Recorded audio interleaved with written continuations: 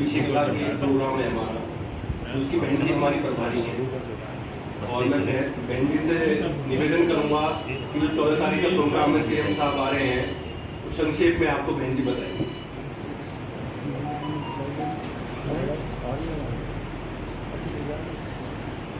आप सभी पत्रकार भाइयों को और मुझे नंदन रहने भी है हमारे साथ, तो सबको बहुत आदर के साथ राम राम। और पलवल मेरे प्रिय जो ज़िले उनमें से एक इलाका, तो मैं आप सबको आदर के साथ राम राम करते हुए आपका भी नंदन भी करती हूँ कि धन्यवाद देती हूँ। सुबह सुबह 10 बजे पत्रकार सब निकल करके आ जाए, बड़ी बात है। और परिचय हम जितने लोग बैठे हैं आपको अभी जयराम जी दे चुके हैं। आज का जो प्रेस वार्ता है वो मुख्य रूप से इसलिए रखी गई है कि बताने की बहुत बड़ी ज़रूरत नहीं है। ज़िंदगी आप लोगों की भी उम्र बीत गई, हम लोगों की भी बीत गई 15 अगस्त को मनाते मनाते। और हम स्कूल से लेकर, चाहे वो हमारे सरकारी स्कूल हैं या हमारे नॉन गवर्नमेंट स्कूल्स हैं, प्राइवेट स्कूल्स हैं, हर जगह 15 अगस्त 26 जनवरी इन सब चीज़ों को बहुत धूमधाम से मनाया जाता है। और बुनियाद नींव बच्चों से शुरू होती है। लेकिन इतना लंबा चलते चलते हमारे देश के प्रधानमंत्री आदरणीय नरेंद्र भाई मोदी जी ने बहुत सारी चीज़ें ऐसी करी कि जो आज तक किसी और ने उनको समाज में इंट्रोड्यूस ही नहीं किया। मैं समझती हूँ कि हमारे देश के जितने प्रधानमंत्री रहे सभी काबिले तारीफ और अपने अपने विजन के अनुसार, अपने अपने नज़रिए के अनुसार सबने बहुत सारी नई चीज़ें की। लेकिन जब बात आती है आदरणीय मोदी जी की तो गिनती बहुत लंबी हो जाती है।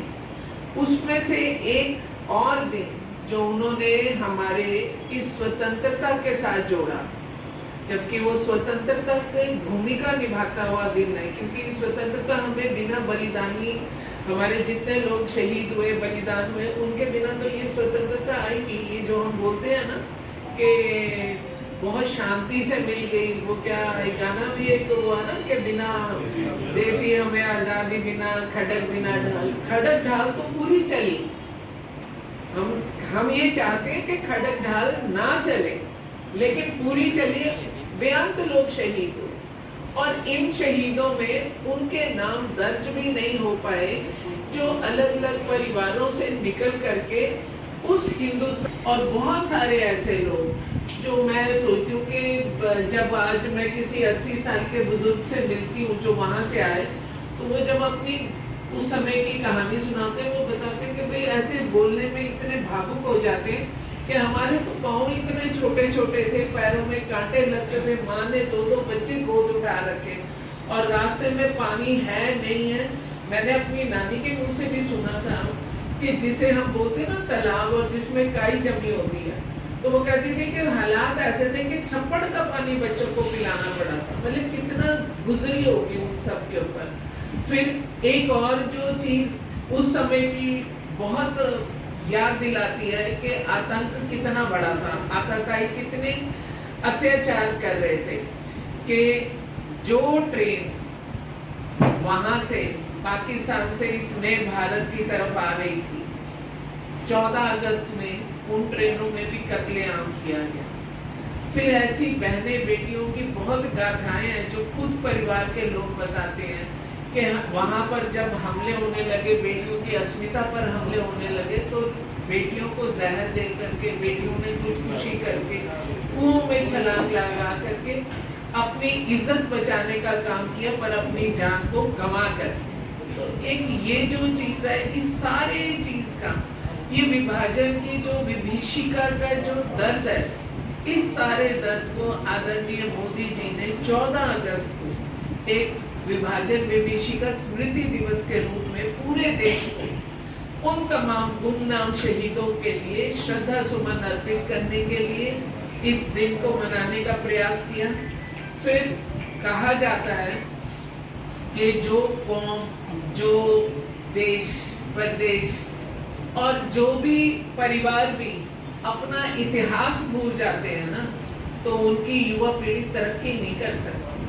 तो देश के प्रधानमंत्री जी की एक नज़र ये भी थी कि ये जो बहुत मेहनत से हमें आज़ादी मिली, जो इतनी त्रासदी हुई, इस सारी धरोहर को हम आज की युवा पीढ़ी के हाथ में सौंपे। तो ये जो दिन 14 तारीख का, ये हमारा बेसिकली दिन हमने जो मनाने का, माननीय प्रधानमंत्री जी के मार्गदर्शन में पूरा भारत मनाएगा। हर जिले में मनाया जाएगा, हर प्रदेश में मनाया जाएगा। तो हमारे शहर में, हमारे हरियाणा में, हमारे शहर फरीदाबाद लोकसभा में इस बार राज्य स्तर के कार्यक्रम का आयोजन किया जा रहा है, जिसमें मुख्य रूप से हमारे मुख्य अतिथि की भूमिका में रहेंगे हमारे आदरणीय नायब सिंह सैनी जी, मुख्यमंत्री हरियाणा सरकार।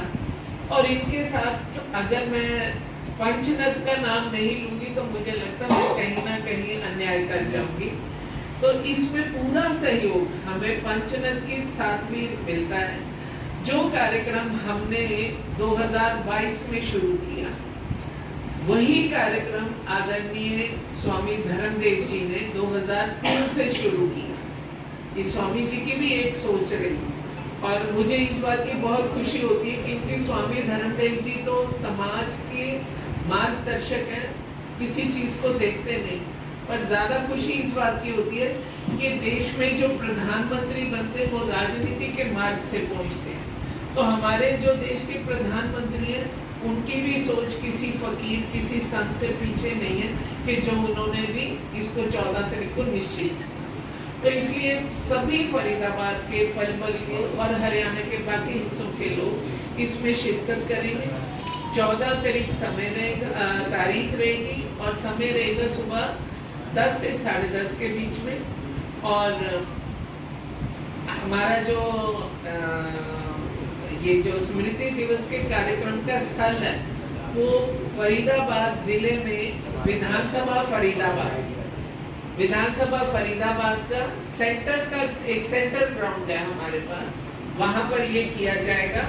हमारे पास यहाँ से भी, बाकी जगह से भी जो लोग आना चाहेंगे, क्योंकि बुजुर्ग भी होंगे, जैसे साधन वो लोग चाहेंगे, हम प्रयास करेंगे हम मिलकर के, क्योंकि एक सामाजिक कार्यक्रम है, हम उसको भी पूरा करने की कोशिश करेंगे। और इसके साथ साथ ये कार्यक्रम तिरंगे के बैनर पर होगा। जब हम तिरंगे की बात करते हैं और जब हम उस विभाजन विभीषिका को याद करते हैं, तो हम ये नहीं देखते कि वो परिवार भाजपा में शामिल हुए या किसी अन्य राजनीतिक दल में शामिल हुए। वो जो भी शामिल हुए वो भारत की सरोजमी पर आए और भारत के वो मूल निवासी कहलाएंगे। तो इसलिए सभी लोग पार्टी और दलगत राजनीति से ऊपर उठ करके इस कार्यक्रम का शिरकत करें। हम सभी लोग सामूहिक रूप से, जहां तक आपके माध्यम से आवाज जाएगी पलवल में, हमें आज का ये बड़े आदर पूर्वक हम निमंत्रण देते हैं।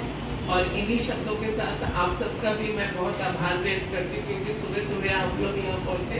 धन्यवाद।